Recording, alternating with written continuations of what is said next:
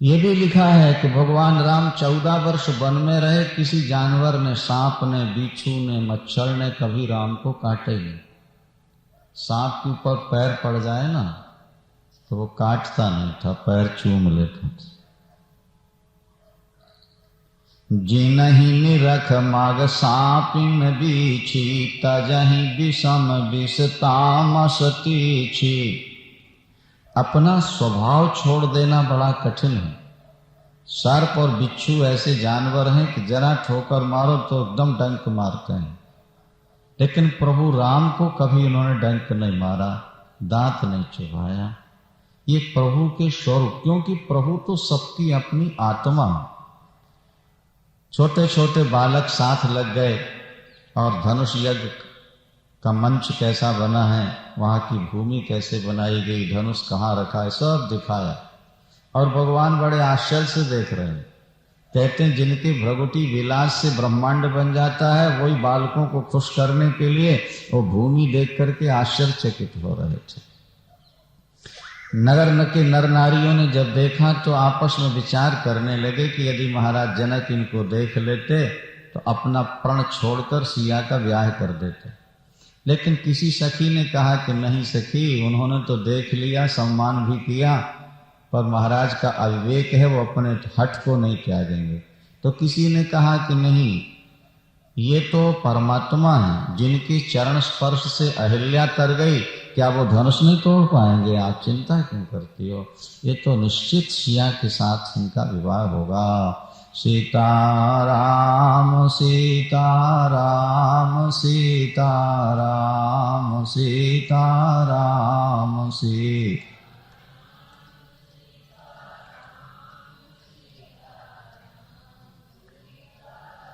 नम राधे श्याम राधे,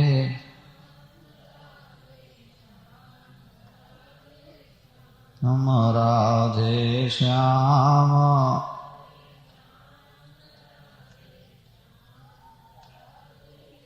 ओ राजा राम राजा राम राजा राम राजा राम राम।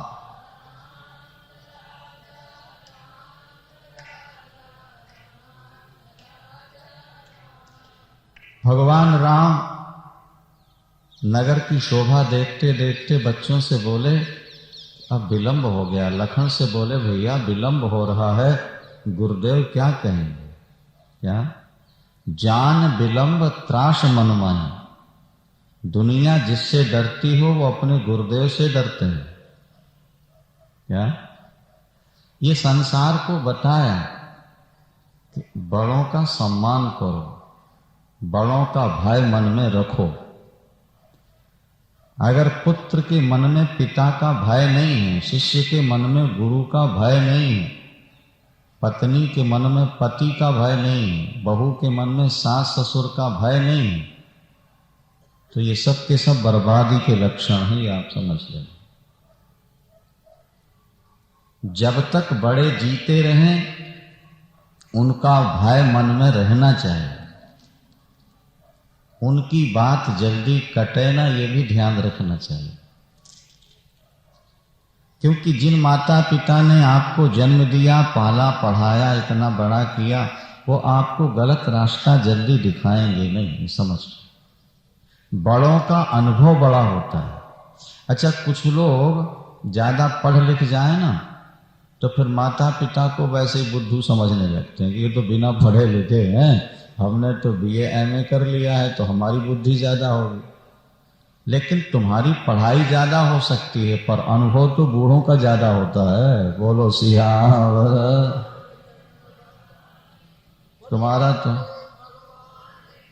तुम्हारा तो सब कुछ थ्योरिकली है ना, उनका तो प्रैक्टिकल जीवन है ना। एक बार कहते हैं किसी लड़के की शादी हो रही थी, लड़की वाले ने पत्र भेज दिया कि बारात में कोई बूढ़ा नहीं आना चाहिए, सब जवान छोकरे आएंगे, नाचते गाते भंगड़ा पाते। में विचार चला भाई बूढ़ा नहीं जाना चाहिए, नहीं तो बारात वापस लौटे। जवान छोकरे बड़े खुश हुए, चलो बढ़िया हुआ, बूढ़े रहेंगे नहीं तो अपन खूब खाएंगे पिएंगे, नाचे गाएंगे, कोई टोके टाकेगा तो नहीं। बड़े लोग तो थोड़ा टोकते रहते, नहीं ऐसा नहीं होना चाहिए, नहीं ऐसा नहीं करना। तो उन्होंने कहा पत्र आ गया, इसलिए कोई बूढ़ा बारात में नहीं जाएगा। चलो साहब ठीक है। लेकिन जब छोकरे चलने लगे तो एक बूढ़े ने कहा, अरे भैया ज्यादा बूढ़े न ले जाओ, तो कम से कम एक आध बूढ़ा तो रख लो, टाइम पर काम आएगा। बूढ़ों का अनुभव बहुत होता है। अरे बोले हमने BA MA AA की है, PhD की, हमारे पास दिमाग नहीं है। बोले है तुम्हारे पास दिमाग, हम मानते हैं, लेकिन फिर भी एक बूढ़े को रख लो। बोले बारात वापिस लौट आई तब क्या होगा? बोले ऐसा करो, बूढ़े को बोरे में बांध लो। क्या? बोरे में लपेट लो और किनारे रख लो, खाना दाना दे देना, बेचारा पड़ा रहेगा, जब जरूरत पड़े तो फिर काम ले लेना। देखो भाई लेगा एक बूढ़े को, और वहां एक समस्या खड़ी हो गई। जब वहां पहुंचे तो कोई बूढ़ा आया तो नहीं। बोले कोई नहीं, सब जवान जवान छोकरे अपने प्रिय पाए नाच रहे। तो लड़की वालों ने एक समस्या रख दी सामने। क्या? हमारे गांव के बगल में नदी बह रही है, आप लोग नदी को दूध से भर दो तो शादी होगी, नहीं तो वापस आना पड़ेगा। पहले नदी को दूध से भरो, उसके बाद शादी। अब छोकरों को होश आवास उड़ गए, भैया इतना दूध कहां से लाएंगे अपन, और इतनी नदी कैसे भर पाए? बहुत विचार किया बालकों ने, लेकिन कोई निर्णय नहीं कर पाए। तब ध्यान आया कि यार वो बोरा में जो लपटा पड़ा है बूढ़ा, उससे पूछ लो, शायद कोई जुक्ति बता दे। तो भाई फिर उसको बोरे से निकाला और बोले कि अब समस्या अटक गई है, दादा बताओ क्या करना चाहिए, क्या समस्या है? बोले लड़की वाले कहते हैं कि नदी दूध से भर दो तब शादी होगी। तो बूढ़े ने कहा उनसे कह दो पहले नदी खाली कर दें, फिर हम दूध से भरे देते हैं।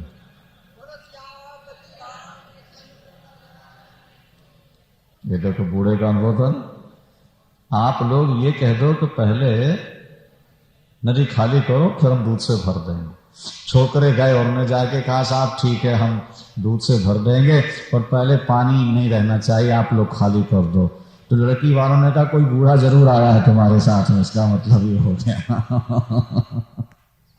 अब भगवान राम आए, गुरु चरणों में सादर वंदन किया, और उसके बाद रात्रि में 12 बजे तक कथा सुनते।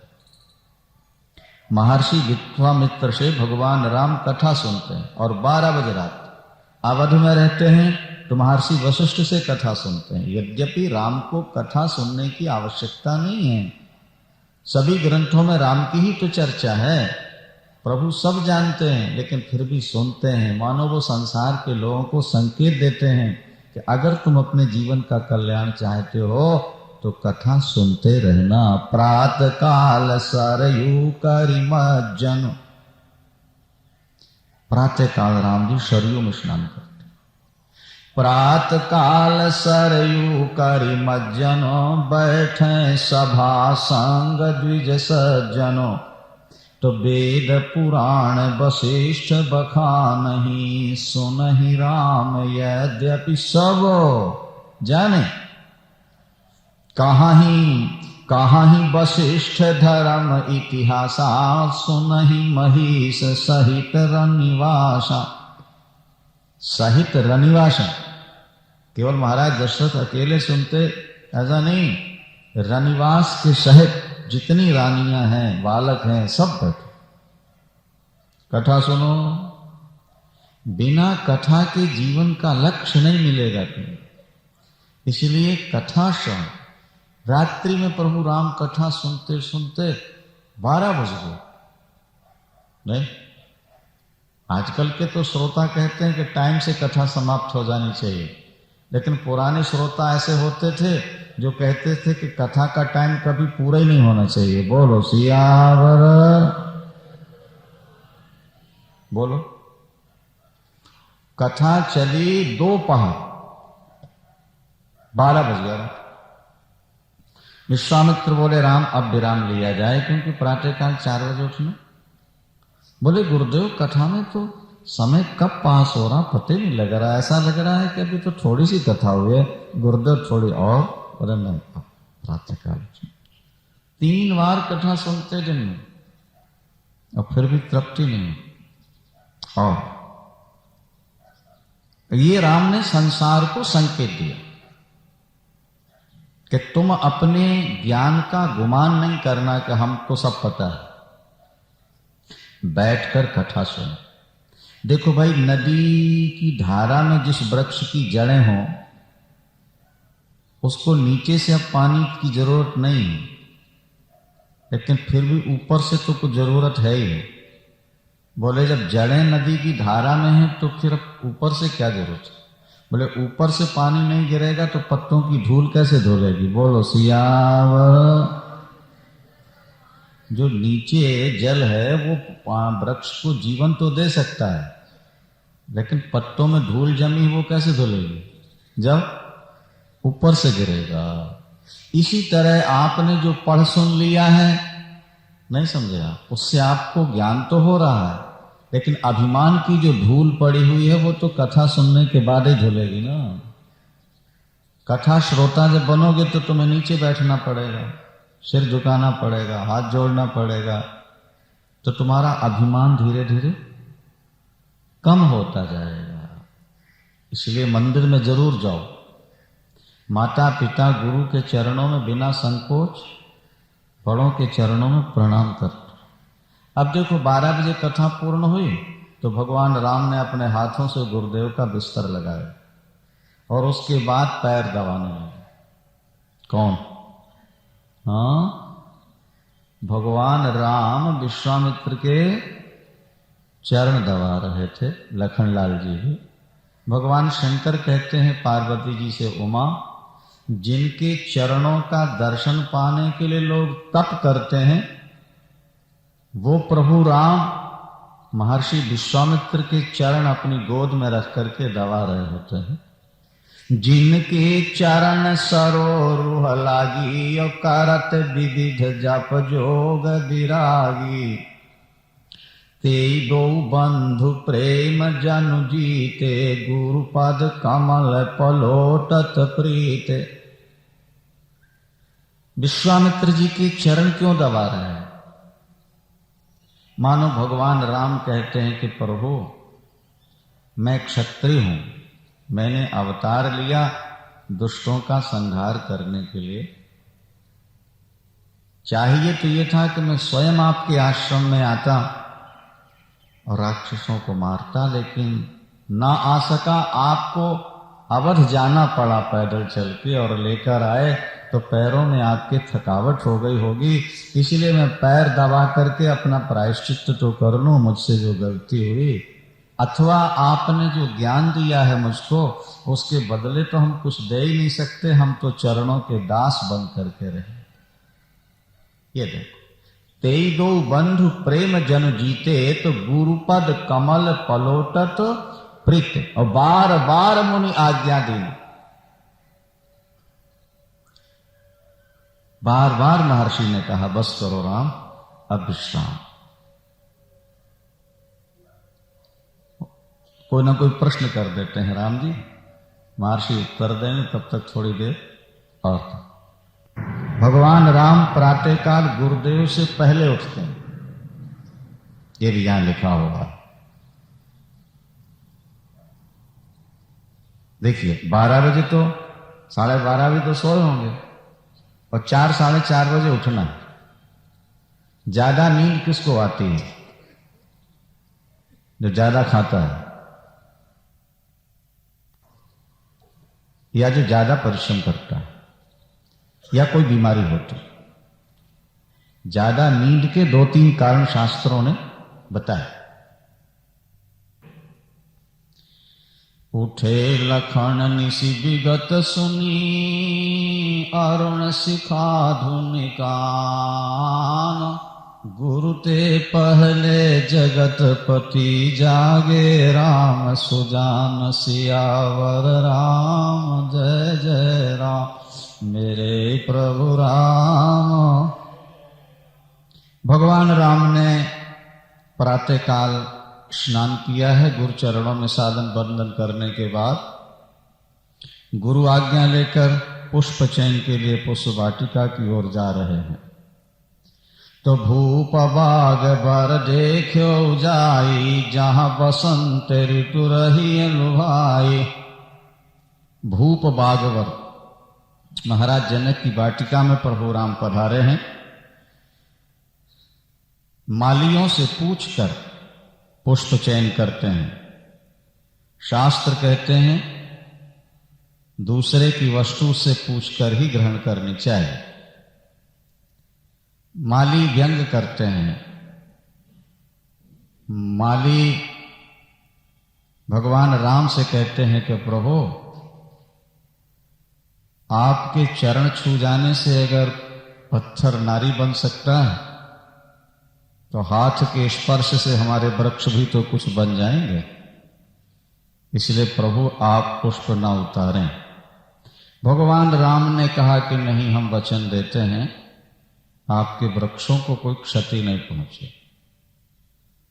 माली की पत्नी कहती है सरकार आप पुष्प न उतारिए। क्यों? हमें भय लग रहा है कहीं पुष्प की पखड़ी आपकी अंगुलियों में चुभ न जाए। इतने सुकुमार आप पुष्प कैसे उतारेंगे? प्रभु राम ने कहा कि यह हाथ सेवा के लिए मिले हैं, अगर इनके द्वारा सेवा न हुई तो हाथ व्यर्थ हैं। परमात्मा ने जो हाथ दिए हैं वे सेवा करने के लिए दिए हुए हैं। प्रभु राम पुष्प चयन करते हैं। कितने सुकुमार हैं। गोस्वामी जी लिखते हैं कि भाल तिलक श्रम बिंदु सुहाय। पुष्प उतारते माथे पर पसीना आ गया। और इसीलिए जब सीता जी ने भगवान राम को देखा तो सोचने लगी कि जिन्हें पुष्प उतारने में पसीना आ गया, पुष्प तोड़ने में पसीना आ गया, वो धनुष कैसे तोड़ पाएंगे भैया? हाँ, और स्वरूप में मोहित हो चुकी हैं। अच्छा, यहाँ तो प्रभु पुष्प उतार रहे हैं, वहां भगवती जानकी माँ दुर्गा का पूजन करने के लिए आई हैं। ते ही अवसर सीता तहाँ आई, गिरिजा पूजन जननी पठाई। तो माँ जन कर सर सखिन समेता, के गई मुदित मन गौरी निकेता। और पूजा कीन अधिक अनुरागा, निज अनुरूप सुभग वर मांगा। देव पूजन के लिए पहले स्नान करना आवश्यक है, ऐसा सनातन धर्म में कहता है। यदि आप कारणवश स्नान न भी कर सकें तो हाथ पैर धोकर के नवीन वस्त्र तो धारण कर ही लेना चाहिए। देवता बन के देवता की पूजा करो। पूजन करते समय विशेष अनुराग हृदय में प्रकट हो। जब तक अनुराग प्रकट नहीं होगा तब तक देवता का हृदय द्रवित नहीं होता है। आप औपचारिकता के रूप में देवता का पूजन जीवन भर करते रहें, आपको कुछ पता नहीं लगेगा। और भाव विभोर होकर के थोड़े देर भी पूजन कर लें तो देवता आपको प्रत्यक्ष फल देगा। देखो, भगवती जानकी पूजन कर रही हैं। खाली गोस्वामी जी को खाली ये कह देना था कि भगवती का पूजन किया, लेकिन ऐसा नहीं, विशेषण साथ में दे दिया कि पूजा कीन अधिक अनुरागा, निज अनुरूप सुभग वर मांगा। पूजा की अधिक अनुराग, हृदय में जितना अधिक अनुराग होगा, मक्खन निकालने के लिए मशीन में जितना ज्यादा घर्षण होगा उतने शीघ्र मक्खन प्रकट हो जाए। हृदय में जब अनुराग होता है तो हृदय उद्वेलित होता है। हम तो कहा करते हैं कि किसी मकान में चोर छुपा हो, निकल न रहा हो तो आग लगा दो, क्या हो? भाग करके सामने आ जाए, निकल, मरना तो है ही। इसी तरह से ये ठाकुर भी तो चोर है, चित चोर। ये हृदय में छुपा है, मूर्ति में छुपा है, जब तुम्हारे विरह की आग जलेगी हृदय में तो घबरा करके बाहर आके खड़ा होगा, तत्काल फल मिलेगा भाई। देखो यहां पूजन करके भगवती बाहर निकली और वहां एक सहेली सखी, एक सखी सिय संग बिहाई, गई रही देखन फुलवाई, तेई दो बंधु बिलो के जाई, अप्रेम विवश सीता पही आई। अस्त व्यस्त है उसका शरीर, नेत्रों से अश्रु प्रवाहित हो रहे हैं, सिर की साड़ी नीचे गिर चुकी है, शरीर में रोमांच है। क्या हुआ तुझे, क्या मिल गया, क्या गुम गया? उसने कहा, देखन बाग कुंवर दोई आए, बय किशोर सब भांति सुहाए, तो श्याम गौर किन कहो बखानी, और गिरा अनयन नयन बिनुवाणी। देखिए, अवश्य देखिए दर्शन जो देवर्षि नारद ने कभी हाथ देकर बताया था। पुष्प वाटिका में जगदम्बा पूजन के बाद जिनका समाचार मिलेगा वही तुम्हारे पति बने। तो सोमेर सिय नारद बचन, और उपजी प्रीत पुनीत। चल पड़े, चारों ओर देख रही हैं, भय भी है कोई देख न ले। यहां भगवान राम ने जानकी जी को देखा है और उनके स्वरूप सौंदर्य पर भगवान का मन आकर्षित हो गया है। वे अपने लघु भ्राता लखनलाल जी को माध्यम चुनते हैं और अपने प्रेम की कहानी लखन को सुनाते हैं। तात जनक तन आय सोई, के धनुष यज्ञ जेहि कारण होई, के जासु बिलो के अलौकिक शोभा, सहज पुनीत मोर मन क्षोभा, फार कहीं सुभद अंग सुन भ्राता, सो सब कारण जान विधाता। क्या दिव्य स्नेह है। भगवान राम एक बात और कहते हैं, वो आजकल के सड़क छाप छोकरों की तरह नहीं है कि चाहे किसी से भी प्यार करें। वो कहते हैं हमारे रघुवंशियों की 3 विशेषताएं। क्या? कि जिनके लाही नरि पुराण पीठी, और नाही पावे पारतीय मन दीठी, के मंगन लाही न जिनके नाही, ते नरवर थोरे जगमा, और मोही अतिशय प्रतीत जिय केरी, के जेहि सपन्यु पर नारी नहेरी। और तब तक भगवती जानकी प्रभु राम को देखती हैं। तो भगवती को जब प्रभु ने देखा तो सीय शशि मुख भय नयन चकोरा, और जब भगवती ने भगवान को देखा तो शरद शशि जन चितौ चकोरी। 2 चकोर और 2 चंदा इस समय स्थिति है। और भगवती ने भगवान के स्वरूप को हृदय में स्थापित किया है। लोचन मग राम ही उरयानी, और दीने पलक कपाट सयानी। एक सखी ने व्यंग किया है, हम जानती हैं किशोरी जी, आप सदा भगवती पराम्बा का ध्यान करती रहती हैं। यहां ध्यान करने का समय नहीं है, जो सामने खड़े हैं उनको देख लो जरा। तो सकुच सीय तब नयन उघारे, सनमुख दो रघु सिंह निहारे। यहां पिता का प्रण और वहां हृदय का समर्पण। हृदय समर्पित हो चुका है। सखियों ने कहा चलो कल फिर आएंगे, कहकर हंस पड़ी। प्रभु राम की मूर्ति हृदय में स्थापित करके भगवती चली। जहां प्रीति हो जाती है नेत्र अपने आप उस ओर मुड़ते हैं, बार बार देखना चाहते हैं। व्यक्ति लज्जा के कारण आंखों को मोड़ता है, लेकिन मन बार बार आंखों को जोड़ता है। क्या?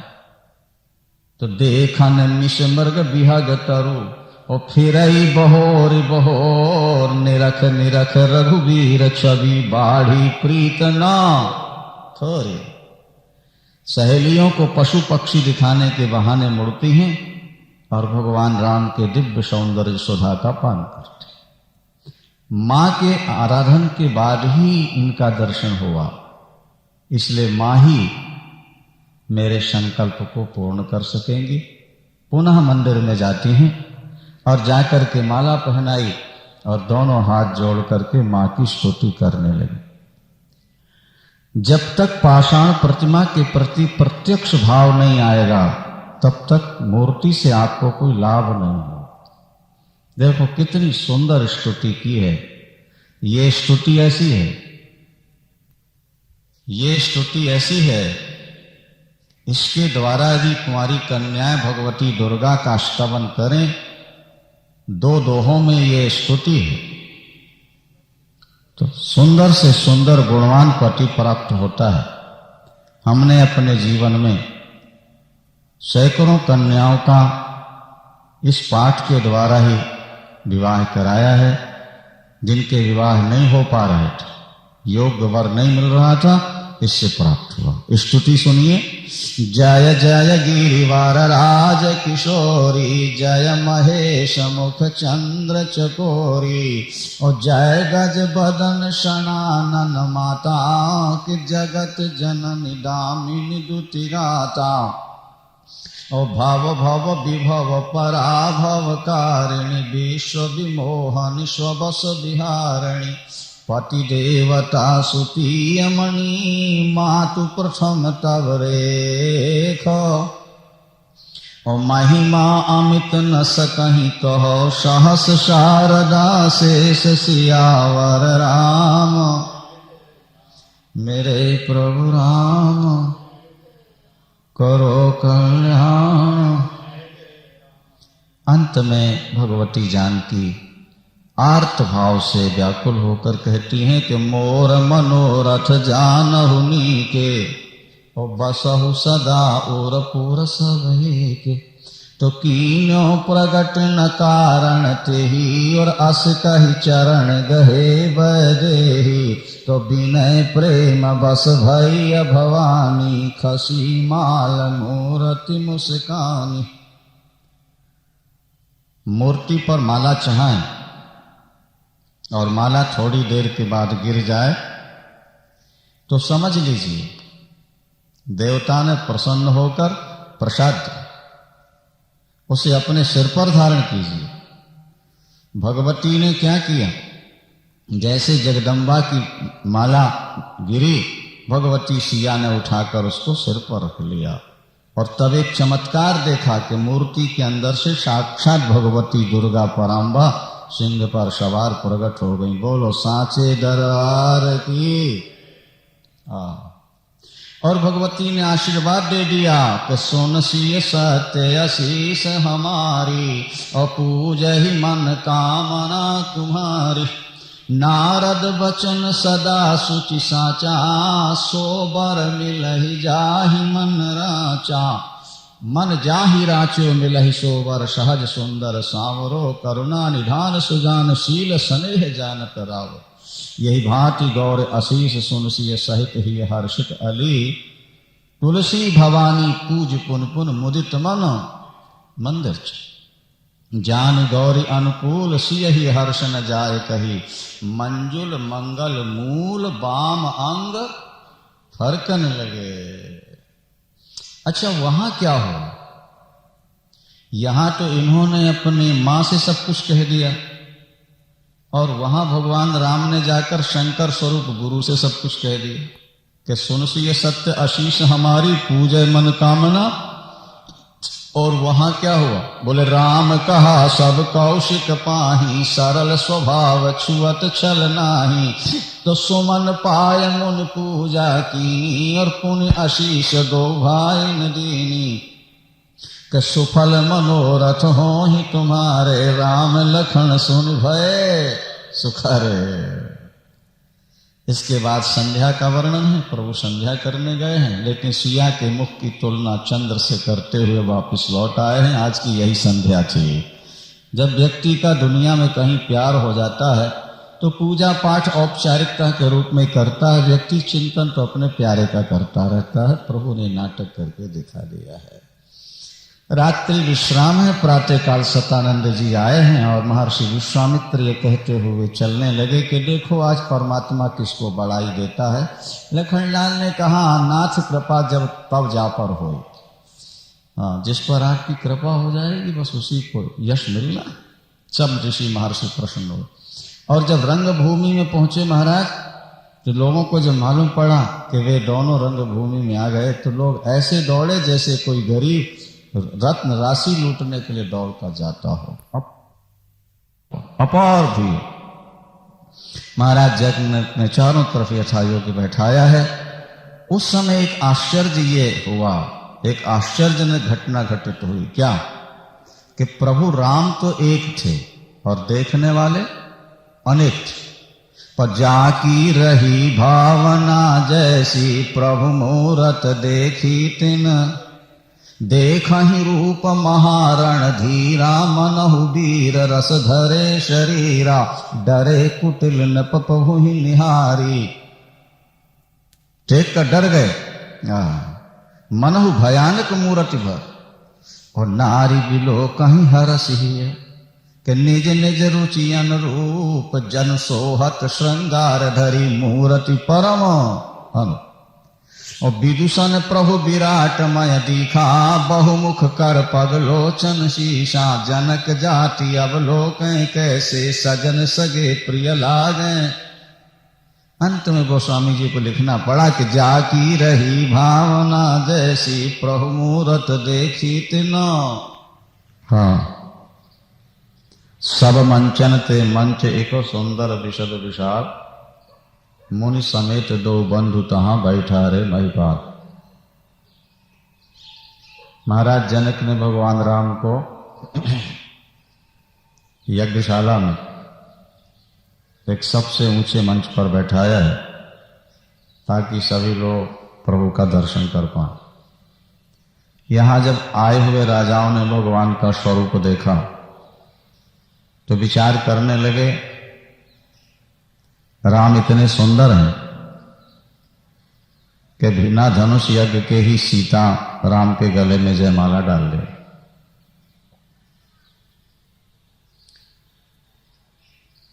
अभिमानी राजाओं ने कहा, बिना धनुष तोड़े राम सिया को प्राप्त नहीं कर सकेंगे। काल भी यदि एक बार हमें ललकारे तो हम सीता के लिए उससे भी युद्ध करेंगे। जो हरिभक्त बैठे थे उन्होंने कहा, सिया विवाह ही राम, गर्भ दूर कर नृपन के, और जीत को सत संग्राम दशरथ के रण बाकुर। सिया तो राम को ही प्राप्त होगा। हरिभक्तों ने कहा, व्यर्थ मरहु जिन गाल बजाए। अरे भाई, अपना समय खराब क्यों करते हो? मन मोदकन की भूख बुझाई, मन के लड्डुओं से कहीं भूख बुझती है? जरा देख तो ले कौन है। सिख हमारी सुन परम पुनीता, और जगदम्बा जानहु जी सीता, के जगत पिता रघुपति बिचारी, के भरी लोचन छवि लेहु निहारी। और अगर हमारी बात नहीं मानोगे तो करहु जाय जा कहाँ जो भावा, हम तो आज जन्म फल पावा, और आस कही भले भूप अनुरागे, के रूप अनूप विलोकन लागे। यहां भगवती जगदम्बा सिया को रंगभूमि में लाया जाता है, और जब भगवती का सौंदर्य देखा लोगों ने तो नर नारी सभी मोहित हो गए। कहते हैं, मोहन नारी नारी के रूपा, पन्न गारी यह चरित अनुपा। लेकिन ये बात यहाँ कट गई कि रंग भूमि जब सिय पगुधारी, तो देख रूप मोहे नर नारी, सोह नवल तन सुंदर सारी, और जगत जननी अतुलित छवि भारी। किशोरी जी के हाथ में माला है, जयमाल। जो धार्मिक राजा बैठे थे उन्होंने तो देखते ही प्रणाम कर लिया जगदम्बा समझकर, लेकिन क्रूर कुटिल जो बैठे थे वो प्राप्त करना चाहते हैं। भगवती की सुंदरता न तो पार्वती के साथ मिलाई जा सकती है, न रमा के साथ और न ब्रह्माणी के साथ।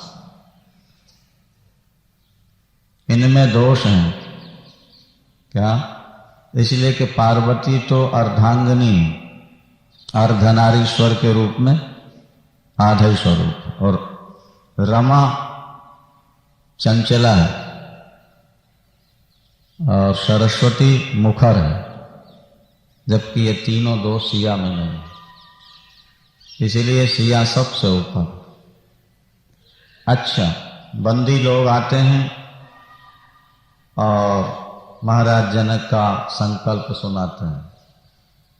संकल्प क्या था? राजाओं का भुजबल है राहु, भगवान शंकर का धनुष है राहु, और राजाओं का भुजबल है चांद।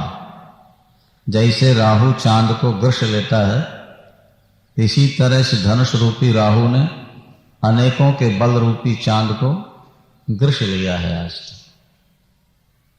ये गरु और कठोर, ये गरु भी है और कठोर, इसे जो आज छोड़ेगा, सोई पुरारी को दंड कठोरा, और राज समाज आज जोई तो रात्रि भुवन जय समेत बय दे, और बिनहि विचार बरय हटते।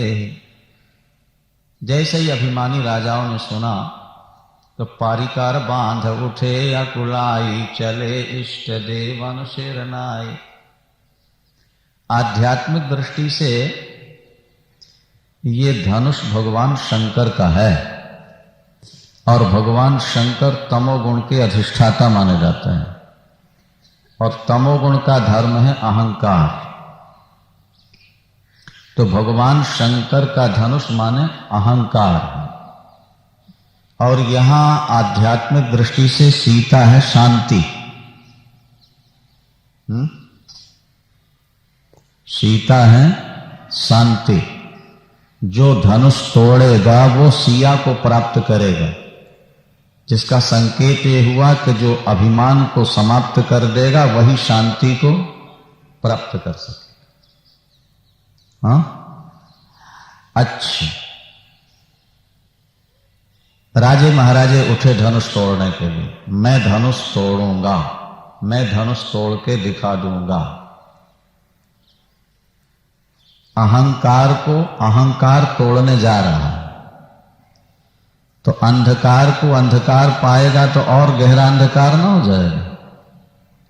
तो धनुष तो अहंकार का प्रतीक था ही, और राजे महाराजे भी अपना अहंकार लेकर गए। तो जब अहंकार अहंकार दो मिले तो धनुष और ज्यादा गर्व हो गए और वजनदार हो गए। इस तरह से जितने राजा उनको उठाने की कोशिश करते हैं, उतना ही धनुष भारी होता चला जाता है। अंधकार से अंधकार नहीं मिट सकता, इसी तरह अहंकार से अहंकार कभी नहीं टूट सकता। वो तो ज्ञान से ही अहंकार की निवृत्ति होती है, और तब शांति मिलती है। और भगवान राम ज्ञान स्वरूप है, वे ज्ञान के प्रतीक, और वे चुपचाप बैठे हैं, क्योंकि जहां ज्ञान होता है वहां प्राप्ति की इच्छा नहीं होती है। भगवान तो धनुष यज्ञ में धनुष तोड़ने नहीं आए थे, वो तो देखने आए थे, नहीं? हाँ। और ये लोग धनुष तोड़कर सिया को पाने आए थे। शांति तभी मिलेगी जब इच्छा नहीं रह जाएगी। बोलो सियावर। अंधकार तलवार से नहीं कट सकता, अंधकार हवा से उड़ाया नहीं जा सकता, पानी से धोया नहीं जा सकता। अंधकार तो प्रकाश से ही मिटाया जा सकता है।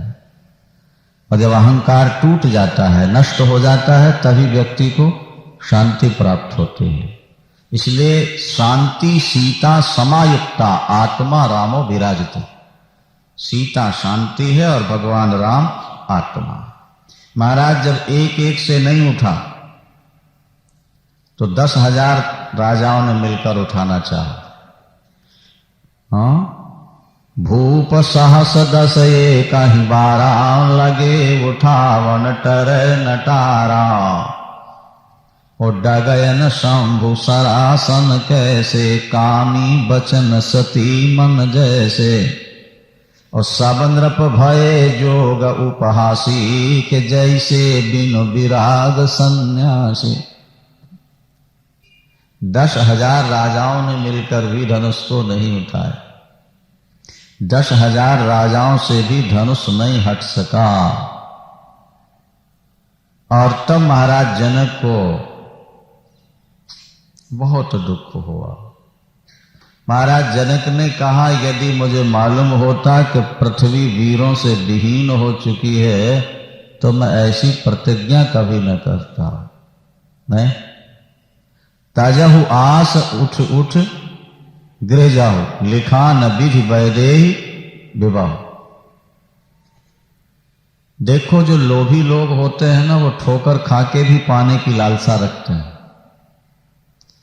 ये राजाओं का कितना बड़ा अपमान था।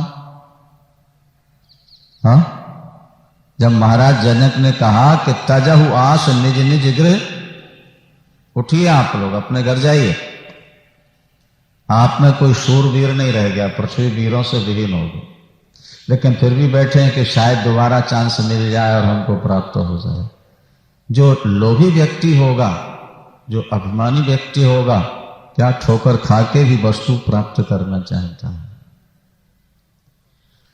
उस समय लक्ष्मण जी का कोप वो देखने लायक था। उन्होंने कहा, प्रभु, विद्यमान रघुकुल मणि जानी, जिस सभा में एक भी रघुवंश का शूरवीर बैठा हो, उस सभा में ऐसी अनुचित बात महाराज जनक ने कही जो आज तक रघुवंशियों ने कभी सुनी नहीं। क्या महाराज को यह पता नहीं कि यहां रघुवंशी बैठे हुए हैं?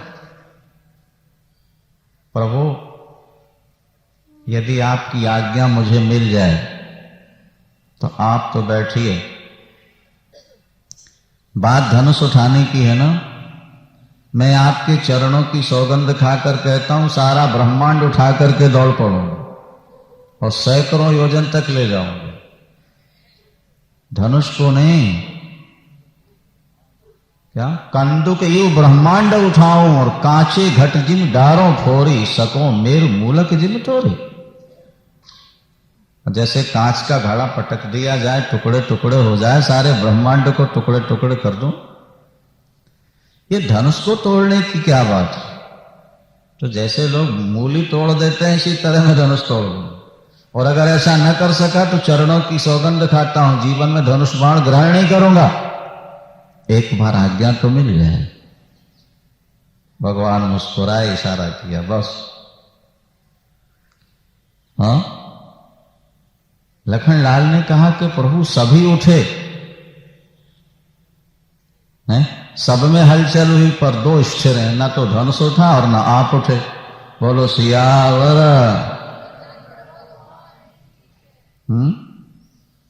ना धनुष उठा ना राम उठे। तो राम ने कहा कि भैया, सूर्य तो तभी निकलता है जब पहले लाली आ जाए। क्यों भाई? बिना लाली देखे सूर्य निकल आता है?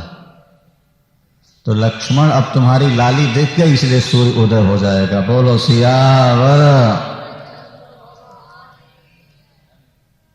अब ये बातें लंबी बहुत है ना, इसकी व्याख्या के लिए समय चाहिए।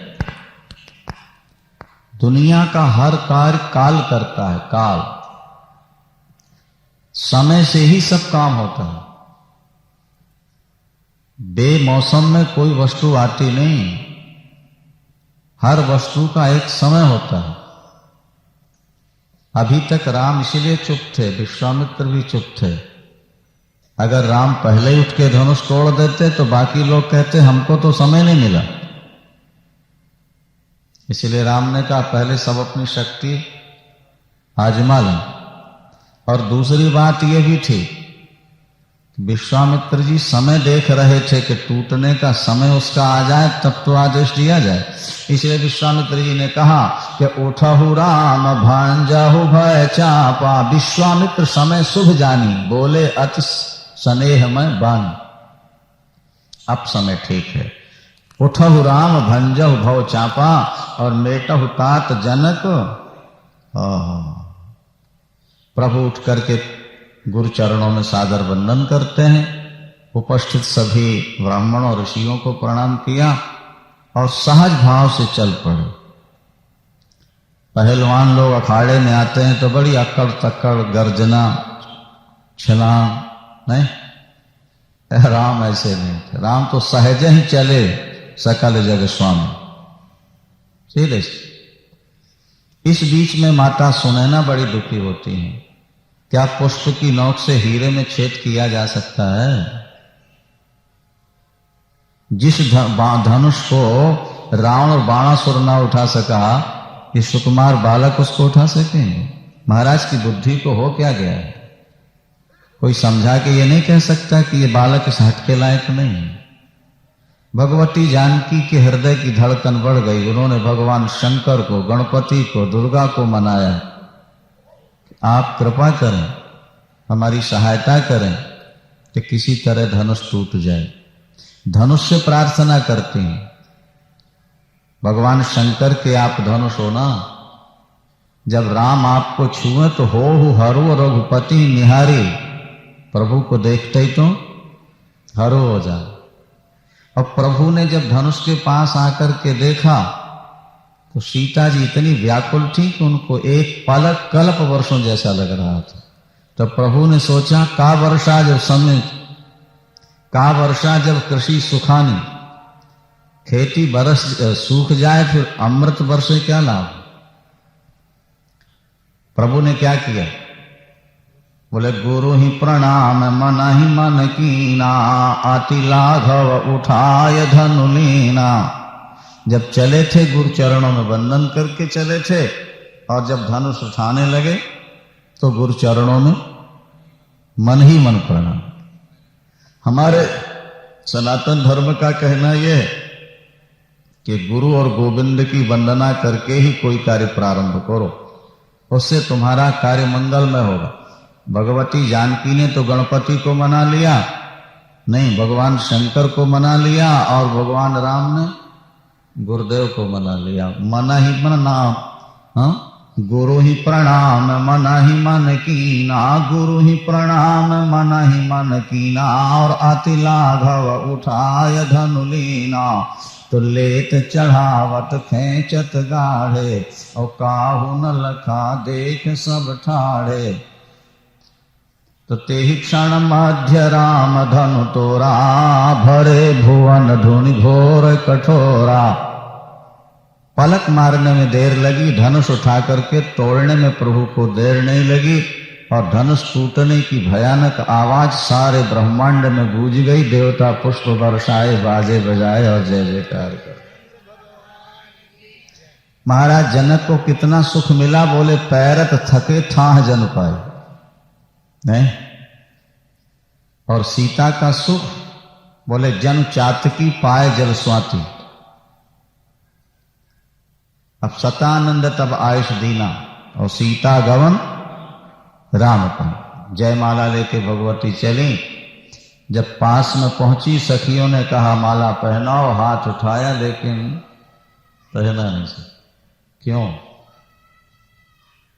संतों ने लिखा, एक हेतु तो ये था कि माला जल्दी पहना देंगे तो सखियां कहेंगी चलो, इस रूप माधुरी का दर्शन फिर नहीं हो पाएगा। जब तक माला नहीं पहनाएंगी तब तक दर्शन तो होता रहेगा।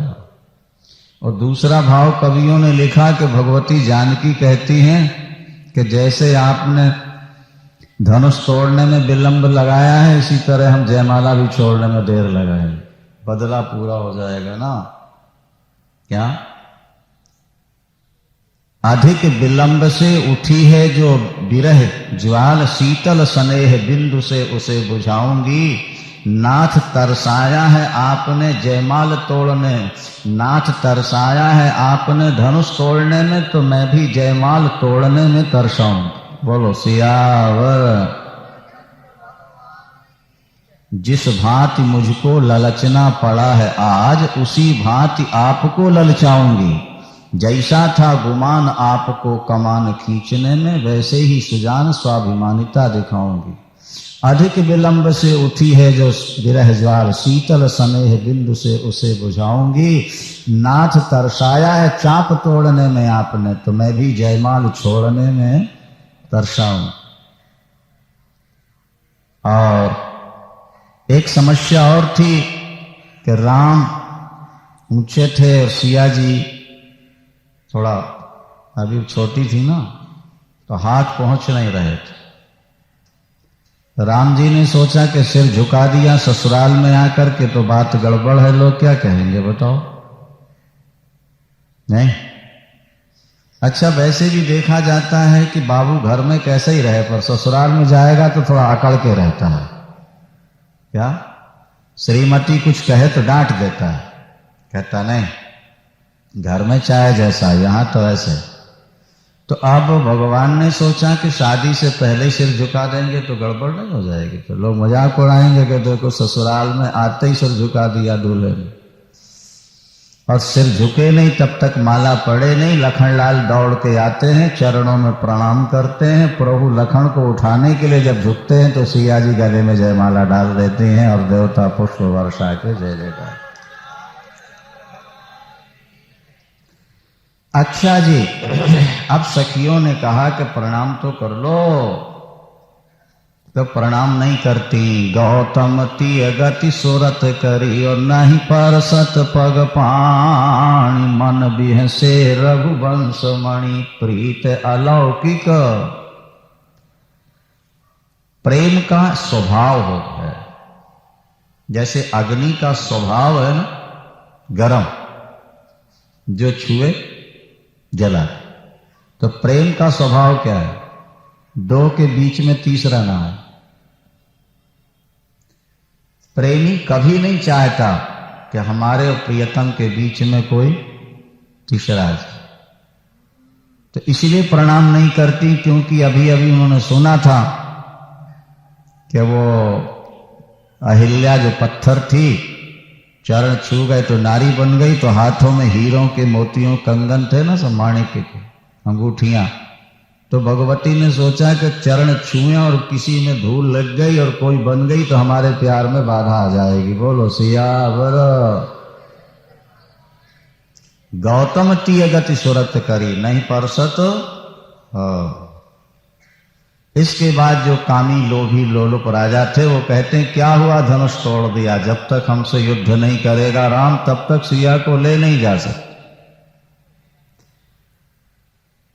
और जो वहां विवेकी बुद्धिमान राजा बैठे थे उन्होंने कहा ये तुम्हारा बल उस समय कहां गया था जब धनुष उठा रहे थे।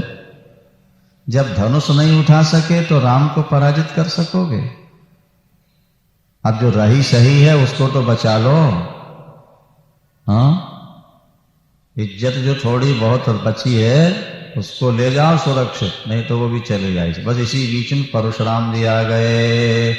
ते ही अवसर सुन शिव धनु भंगा, आयो भृगुकुल कमल पतंगा। परशुराम जी का आगमन, बस महाराज बाज झपट जन लवा लुकाना। जैसे बाज पक्षी के झपाटा मारते ही लवा पक्षी छुप जाए दुबक जाए, इसी तरह जो गाल बजा रहे थे ना दुबक गए। और महाराज इनका तो वेश बड़ा विचित्र था। ब्राह्मण और क्षत्रिय दोनों का संगम था। नहीं, जिन्होंने दो दो धनुष बाण ले रखे हैं, हाथ में फरसा है और मस्तक पर त्रिपुंड है, शरीर गौर वर्ण है परशुराम जी। दो दो भाथा जिन्होंने बांध रखे हैं। सामान्य तौर पर एक धनुष और एक ही भाथा होता है ना, पर परशुराम जी ने दो बांध रखे थे। अभिमानी व्यक्ति की भाषा कठोर होती है, यह ध्यान रखना। परशुराम जी की वाणी भी कठोर थी। जब धनुष को देखा तो पूछते हैं, कहु जड़ जनक धनुष के तोरा। जिन महाराज जनक से ज्ञान लेने बड़े बड़े ऋषि महर्षि आते हैं, जो नम्रता की मूर्ति हैं, उनको परशुराम जी जड़ कहते हैं। अरे मूर्ख जनक, धनुष किसने तोड़ा? सियावर।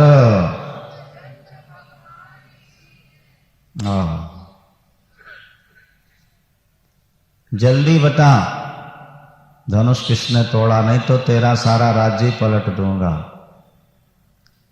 अब कैसे बता दें जनक जी के इन्होंने तोड़ा? भगवान राम स्वयं बोले, नाथ शंभु धनु भंजन हारा, और हुई है को एक दास तुम्हारा। कल कर देंगे। अच्छा जी, धनुष तोड़ने वाला आपका कोई दास ही होगा। परशुराम ने कहा, सेवक वो है जो सेवा करे। जिसने शत्रु का कार्य किया वो सेवक कभी नहीं हो सकता। अच्छा, तब तक लखनलाल जी ने कहा, महाराज हमने बचपन में बहुत धनुष तोड़े, हमें क्या पता था कि एक सामान्य धनुष के टूटने पर आपको इतना क्रोध आ जाएगा। अरे नृप बालक कालवश, बोलत तो ही न संभार। तू संभल कर नहीं बोलता, तू सब धनुषों को एक समान समझ रहा है। ये भगवान शंकर का धनुष। लखन जी हंस पड़े, बोले महाराज हमारे समझ में तो सब एक ही से हुआ करते हैं। और का क्षति लाभ जून धनु तोड़े। पुराना धनुष टूट गया तो क्या हानि लाभ हुई महाराज?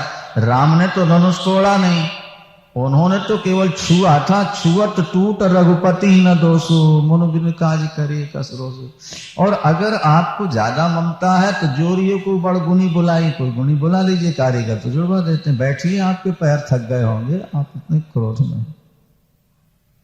महाराज उठा लिया उन्होंने पर्स। बाल ब्रह्मचारी अति क्रोधी और विश्वविद क्षत्रिय को, अरे नृप बालक तूने मेरा स्वभाव नहीं सुना अभी तक।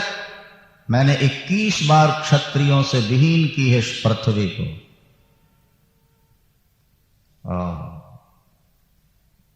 लखनलाल जी ने कहा, महाराज वो क्षत्रिय कोई और थे। यहां कोई कुम्हड़ बतिया नहीं है। कुम्हड़ा होता है जो कद्दू बोलते हैं, ऐसी लोकोक्ति है कि उसका छोटा फल लगता ना, अंगुली दिखा दो मर जाए। बोले यहां कुम्हड़ बतिया को नाही, जे तर्जनी देख मर जाही। यहां वो क्षत्रिय नहीं है कद्दू की तरह अंगुली दिखाते हैं। शेर को कभी न कभी सवा शेर तो मिल ही जाता है महाराज। आग लग गई शरीर में। विश्वामित्र से बोले, इसको मेरी आंखों से ओझल कर दो, अलग कर दो। लखनलाल जी ने कहा, आंखें मूंद लो, समझ लो कोई है ही नहीं। जैसे आग में घी डालने वाला काम। मैं बार बार कह रहा हूं, ये बालक काल के मुख में जाने वाला है। अगर चाहते हो तो रोक लो इसको, मेरा बल और प्रताप। लखनलाल ने कहा, आपने अनेक बार अपने मुख से वर्णन किया है महाराज, और बाकी रह गया तो कुछ और कह दीजिए। शूर करनी करते हैं, कथनी नहीं किया करते। शूरवीर। अब परशुराम जी को बड़ा क्रोध आ गया, उठा लिया उन्होंने परसा। तो विश्वामित्र जी ने कहा, महाराज ये बालक है, क्षमा कर दीजिए। भगवान राम ने भी यही कहा। उन्होंने कहा कि प्रभु आप ऋषि के रूप में आते तो ये बालक तो आपके चरणों की धूल ही लेता, लेकिन आप आए क्षत्रिय वेश में, इसलिए वेश देख करके थोड़ा क्रोध बढ़ गया है। आप कृपा कीजिए। क्योंकि जो लारी का कछुआ चिगर करही, गुरु पितु मातु मोद मन धरही। माता पिता गुरु छोटी छोटी बातों पर विचार नहीं किया करते। तो बालक है, कुछ थोड़ा सा शांत हो रहे थे, तब तो लखन कुछ बुदबुदा के फिर हंस पड़े। बस देखते फिर क्रोध आ गया जोर से। अब एक बात ये समझना है, क्रोध पर क्षमा की विजय है। ये प्रसंग तो बड़ा लंबा है ना ये भाई। क्रोध पर क्षमा की विजय। क्रोध को क्रोध से नहीं दबाया जा सकता। हमारे आपके घरों में जो लड़ाइयां होती हैं उसका कारण ये है कि जब एक को क्रोध आया तो दूसरा उससे ज्यादा क्रोध करता है। अगर एक को क्रोध आया और दूसरा चुप रह जाए, समस्या वहीं हल हो जाती है। भगवान राम कितने नम्र हैं, प्रसंग बड़ा सुंदर है ये। यद्यपि परशुराम भी अवतार हैं और राम भी हैं, लेकिन जितनी पूजा राम की हुई परशुराम की नहीं हुई।